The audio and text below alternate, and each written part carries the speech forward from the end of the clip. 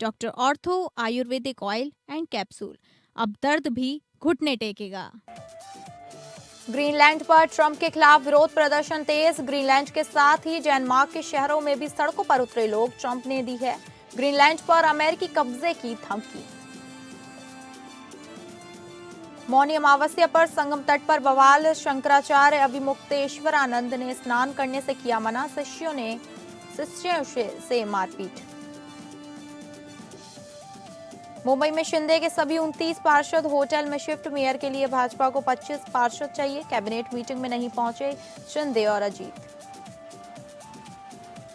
मौनी अमावस्या पर उमड़ा श्रद्धालुओं का सैलाब। सुबह 8:30 बजे तक 1.5 करोड़ ने लगाई डुबकी। घाट पर सुरक्षा के पुख्ता इंतजाम।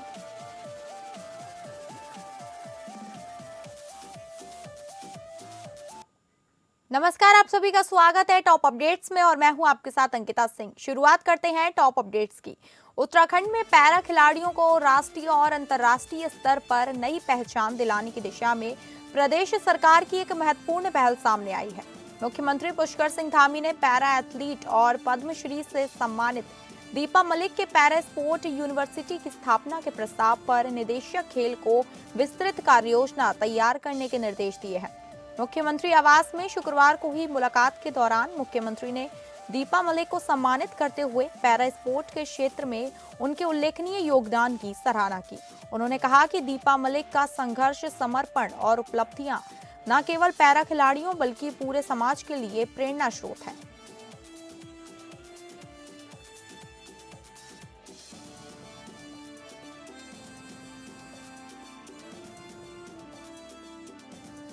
उत्तराखंड में 4 धाम यात्रा को लेकर प्रशासन ने बड़ा फैसला लिया है। बद्रीनाथ, केदारनाथ, गंगोत्री और यमुनोत्री धाम के भीतर अब श्रद्धालु मोबाइल फोन नहीं ले जा सकेंगे। रील और ब्लॉग बनाने के दौरान बढ़ते विवादों को देखते हुए यह सख्ती की गई है। गढ़वाल आयुक्त विनय शंकर पांडे ने स्पष्ट किया कि धामों की पवित्रता और मर्यादा बनाए रखना प्राथमिकता है। बीकेटीसी और जिला प्रशासन श्रद्धालुओं के मोबाइल सुरक्षित रखने की व्यवस्था करेंगे। सिंहद्वार से आगे बद्रीनाथ में और अन्य धामों में भी मोबाइल पूरी तरह प्रतिबंधित रहेगा। प्रशासन का कहना है कि इस फैसले से 4 धाम यात्रा और अधिक शांत, सुव्यवस्थित और गरिमामय बनेगी। मौनी अमावस्या के अवसर पर प्रयागराज के संगम तट पर बड़ा विवाद सामने आया है।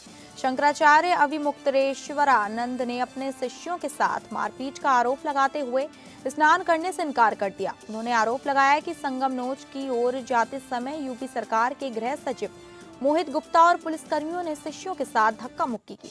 घटना के बाद शंकराचार्य ने अपनी पालकी बीच रास्ते से वापस अखाड़े की ओर मोड़ ली। शंकराचार्य का कहना है कि अधिकारियों के इशारे पर शिष्यों से मारपीट हुई, इसलिए उन्होंने स्नान नहीं किया। वहीं पुलिस का दावा है कि भारी भीड़ के चलते शिष्यों को टुकड़ों में जाने को कहा गया था, लेकिन वे एक साथ आगे बढ़ रहे थे।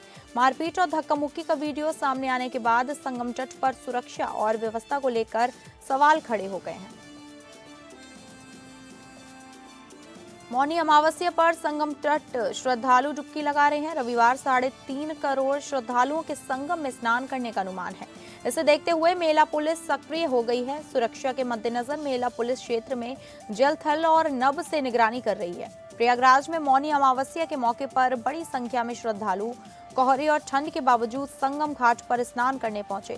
मेला प्रशासन का दावा है कि सुबह 8 बजे तक 1 करोड़ लोगों ने डुबकी लगा ली है। माघ के सबसे पवित्र स्नान पर सुबह से ही लाखों की संख्या में लोग गंगा, यमुना और अदृश्य सरस्वती नदी के संगम में एक डुबकी लगाने के लिए भीड़ रविवार सुबह 7 बजे ही 50 लाख का आंकड़ा पार कर चुकी है। प्रयागराज के पुलिस कमिश्नर जोगेंद्र कुमार ने कहा कि सुरक्षा के पुख्ता इंतजाम किए गए हैं। श्रद्धालु बड़ी संख्या में पवित्र स्नान करने आ रहे हैं। काशी के मणिकर्णिका घाट के सौंदर्यीकरण कार्य को लेकर उठे आरोपों पर मुख्यमंत्री योगी आदित्यनाथ ने चुप्पी तोड़ी है।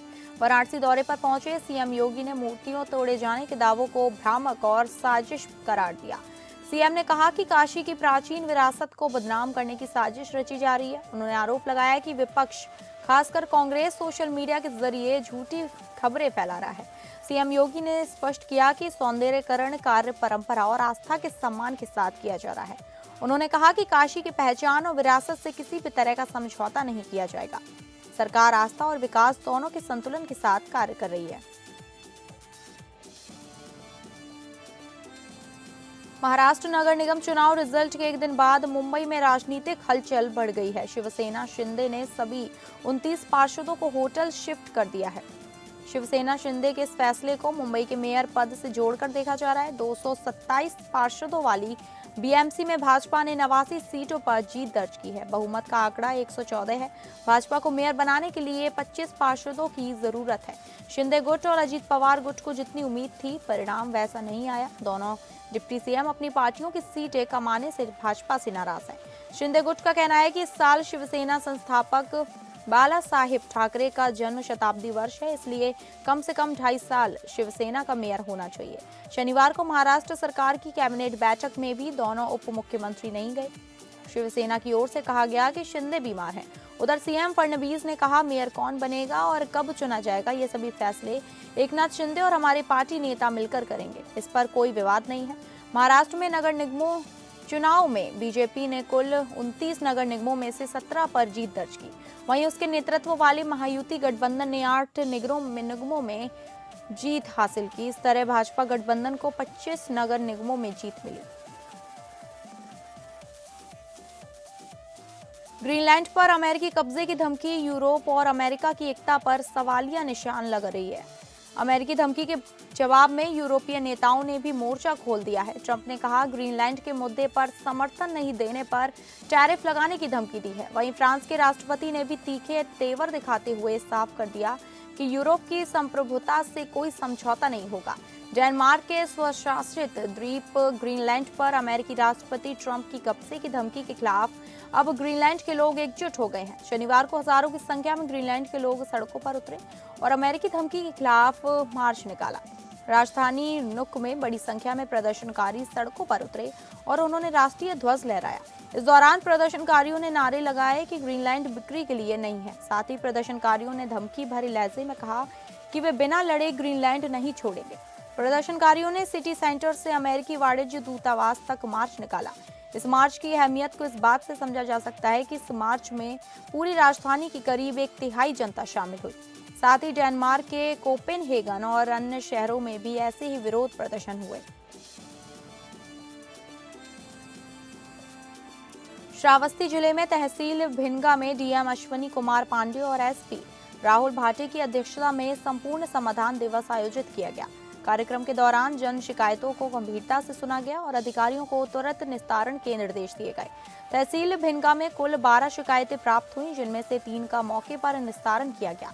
तहसील जमुनाहा में 8 शिकायतें आई, जिनमें 2 का तत्काल समाधान हुआ। वहीं तहसील इकौना में 9 शिकायतें दर्ज की गई, जिनमें से 1 का मौके पर निस्तारण किया गया।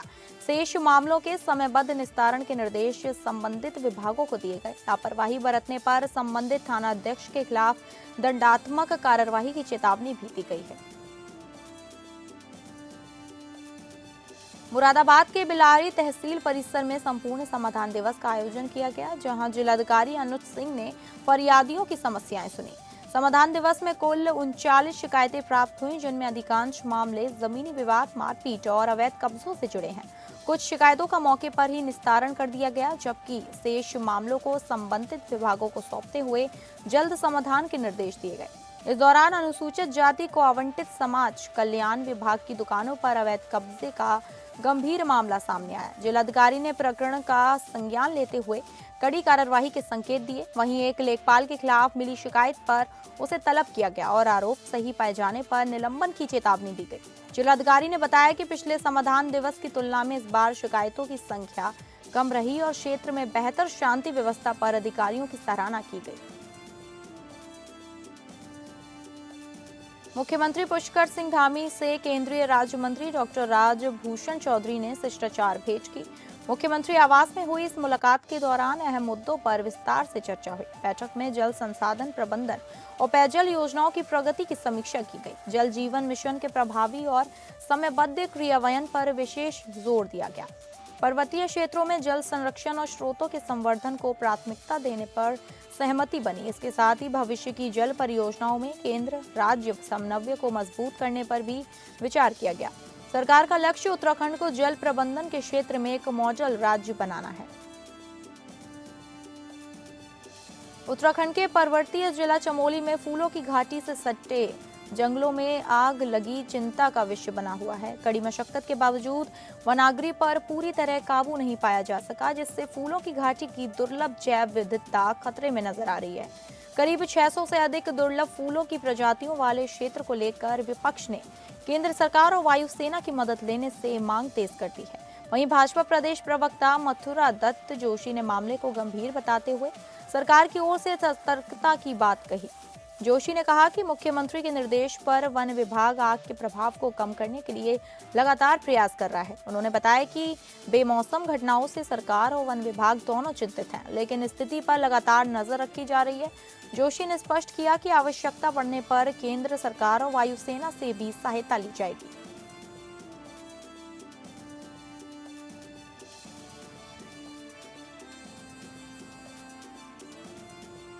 छत्तीसगढ़ राजधानी रायपुर से लापरवाही का एक गंभीर मामला सामने आया है, जहां मकान मालिक की लापरवाही के चलते 4 साल की मासूम बच्ची की जान चली गई।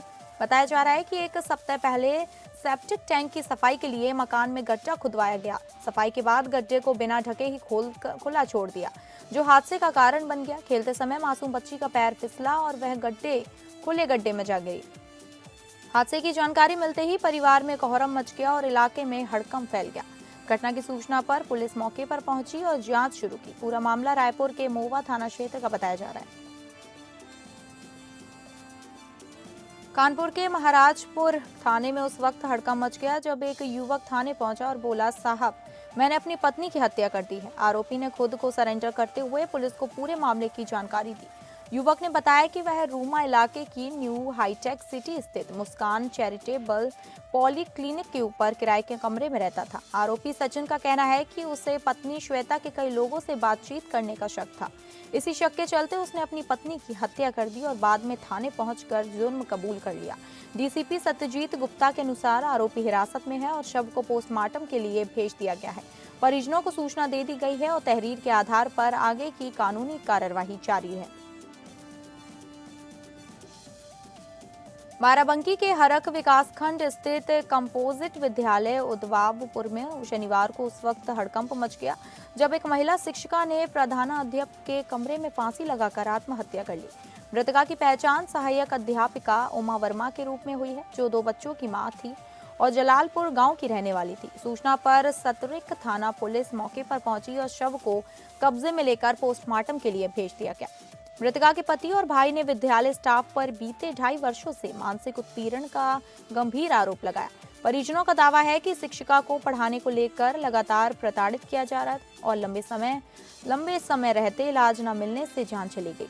घटना को संदिग्ध बताते हुए कमरे का दरवाजा खुला मिलना और साक्ष्य से छेड़छाड़ भी की आशंका जताई जा रही है। बीएसए नवीन कुमार पाठक ने कहा कि मामला बेहद दुखद है। पुलिस जांच कर रही है और दोषियों पर सख्त कार्रवाई होगी। कसिया थाना क्षेत्र के गोपालगढ़ में मिट्टी भराई के दौरान एक अज्ञात व्यक्ति का शव मिलने से सनसनी फैल गई है। आरोप है कि मौके पर मौजूद लोगों ने पुलिस को सूचना देने के बजाय शव को खुद ही ठिकाने लगाने की कोशिश की। वायरल वीडियो में मिट्टी पर पड़ा अज्ञात शव साफ दिखाई दे रहा है, जिसे ट्रॉली पर लादते हुए भी देखा गया। यह घटना 2 दिन पुरानी बताई जा रही है, जिसका वीडियो अब सोशल मीडिया पर तेजी से फैल रहा है। पुलिस के अनुसार वीडियो में एक जेसीबी संचालक नजर आ रहा है, जिसकी पहचान की जा रही है। जेसीबी संचालक का मोबाइल बंद है और वह फरार बताया जा रहा है। फिलहाल पुलिस जांच में जुटी है, लेकिन अभी तक कोई ठोस सुराग हाथ नहीं लगा। अकबरपुर में जिलाधिकारी अनुपम शुक्ला ने एक अनाथ बच्चे की मदद कर मानवता की मिसाल पेश की है। स्कूल की फीस जमा न कर पाने के बाद कक्षा 6 का छात्र चंद्र प्रकाश वर्मा अपनी समस्या लेकर डीएम के पास पहुंचा।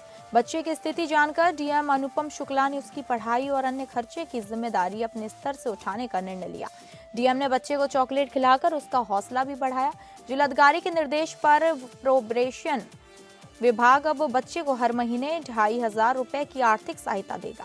चंद्र प्रकाश अकबरपुर कोतवाली क्षेत्र के ग्राम गोविंद गणेशपुर का निवासी है। प्रशासन की इस पहल से न सिर्फ बच्चे को राहत मिली है, बल्कि समाज को भी एक सकारात्मक संदेश गया है। पीलीभीत के पूरनपुर शेरपुर कला मार्ग पर उस वक्त हड़कंप मच गया जब 11,000 वोल्ट की हाई टेंशन लाइन का तार टूट गया। टूटे तार की चपेट में आकर मोटरसाइकिल टायर की एक दुकान में अचानक आग लग गई। आग इतनी भीषण थी कि दुकान में रखा लाखों रुपए का सामान जलकर राख हो गया। ऊंची ऊंची लपटें और काले धुएं का गुब्बार दूर तक दिखाई दिया, जिससे इलाके में अफरा तफरी मच गई। स्थानीय लोगों ने तत्काल पुलिस और बिजली विभाग को घटना की सूचना दी। सूचना पर दमकल की टीम मौके पर पहुंची और कड़ी मशक्कत के बाद आग पर काबू पाया गया। इस घटना ने बिजली विभाग के मरम्मत और रखरखाव के दावों पर गंभीर सवाल खड़े कर दिए हैं। प्रतापगढ़ जिले से एक बड़ी खबर सामने आई है, जहां बेखौफ चोरों ने मवेशी चोरी की वारदात को अंजाम दिया। बीती रात दोल्हूपुर थाना क्षेत्र के बरसहा गांव से 4 मवेशी चोरी कर लिए गए। घटना के बाद गांव से दूर एक सुनसान स्थान पर 3 मवेशियों के अवशेष बरामद किए गए। मामले को लेकर मवेशी तस्करी की आशंका जताई जा रही है, जिससे ग्रामीणों में दहशत फैल गई। सूचना मिलते ही एडिशनल एसपी भारी पुलिस बल के साथ मौके पर पहुंचे। पुलिस ने दोल्हूपुर थाने में अज्ञात आरोपियों के खिलाफ मुकदमा दर्ज कर जांच शुरू कर दी है।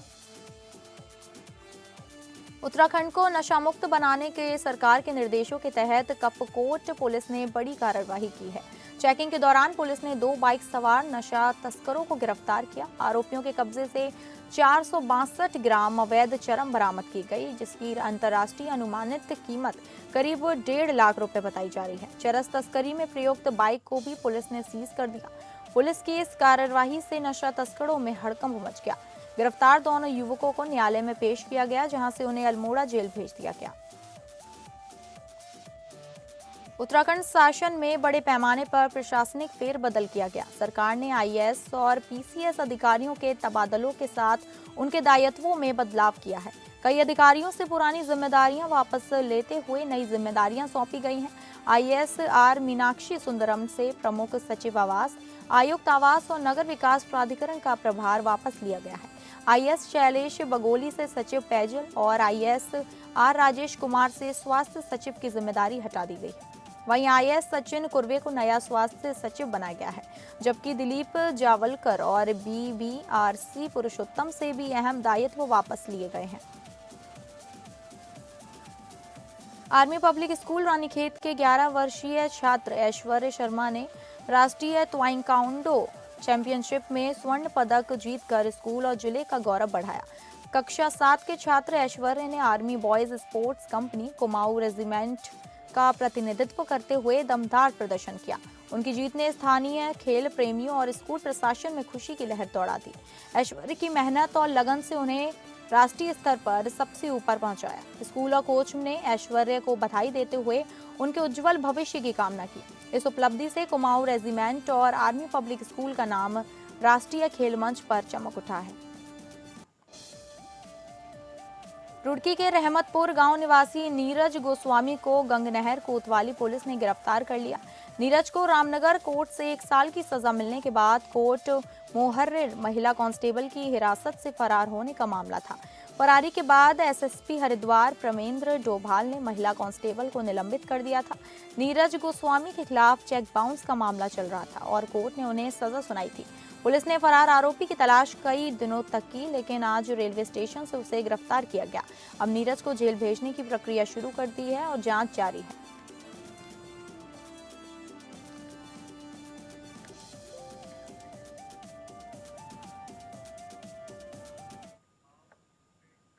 तो फिलहाल टॉप अपडेट्स में बस इतना ही। नमस्कार।